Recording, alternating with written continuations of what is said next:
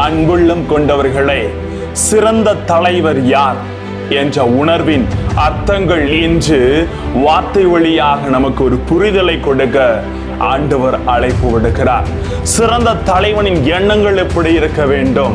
இவன் பேய்களின் தலைவனை கொண்டுதான் அற்புதங்களை செய்கிறான் என்று என் அருள்நாதர் மீது பழி சுமத்தப்படுகிறது. ஆனால் அவர் பரிவுள்ளம் கொண்டவர். சிறந்த தலைவரின் உண்மை சம்பவங்களை இன்று வார்த்தை கற்றுத் தருகிறது. வாங்க வார்த்தையோடு ஒரு பயணம் செய்வோம். Praise the Lord. இயேசுவுக்கே புகழ், இயேசுவுக்கே நன்றி.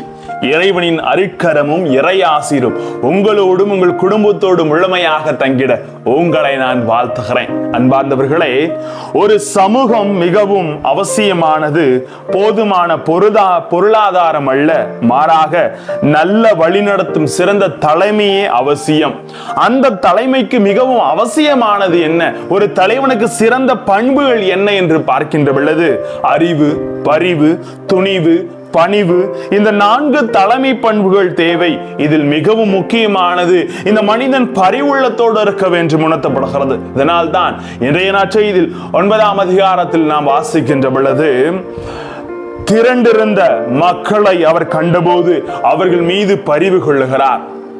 அங்கு சென்றவுடனே பேச்சிழந்த அந்த மனிதனுக்கு அவனிடமிருந்த பேயை ஓற்றி அவனை பேச வைக்கிறார் அருள்நாதர். மீண்டும் அந்த மக்களை கண்டபோது அவர்கள் மீது பரிவு கொள்ளுகிறார்.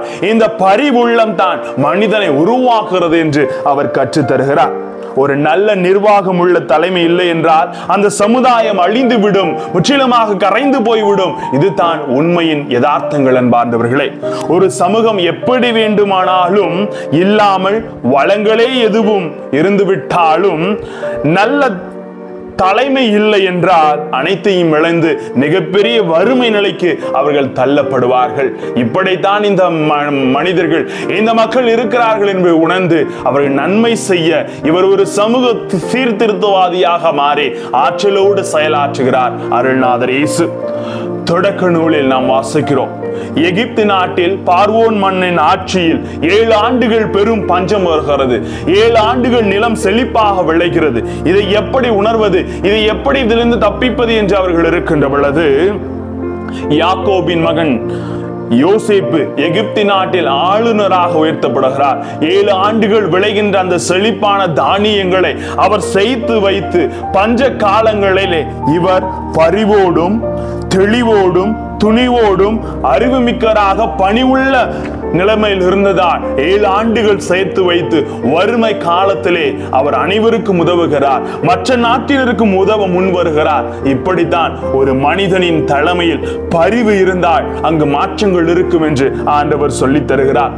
தலைவன் இல்லாத சமூகம் பாதை தெரியாமல் போய்விடும். அது சீக்கிரமே தொலைந்து போகக்கூடிய நிலைமை வரலாம். இயேசு இதை உணர்ந்து மக்கள் மீது பரிவு கொண்டு அவர்கள் உள்ளத்தை மாற்றுகிறார்.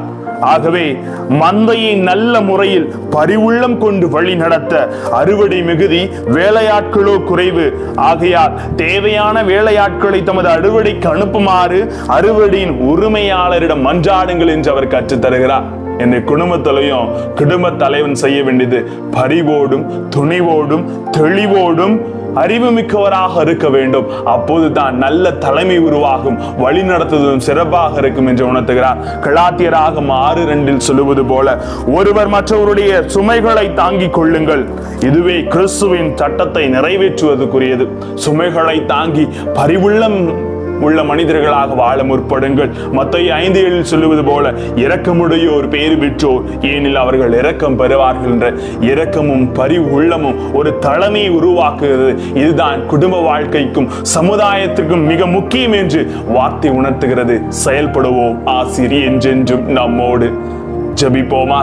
அன்பு இறைவா, உம்மை போல நாங்கள் ஒருவர் மற்றவர் மீது பரிவுள்ளம் கொண்டு இரக்க செயல்களை செய்து என்னாலும் உமது பிள்ளைகளாக வாழ்ந்திட எங்களோடு தங்கும் ஆண்டவரே. Praise the Lord.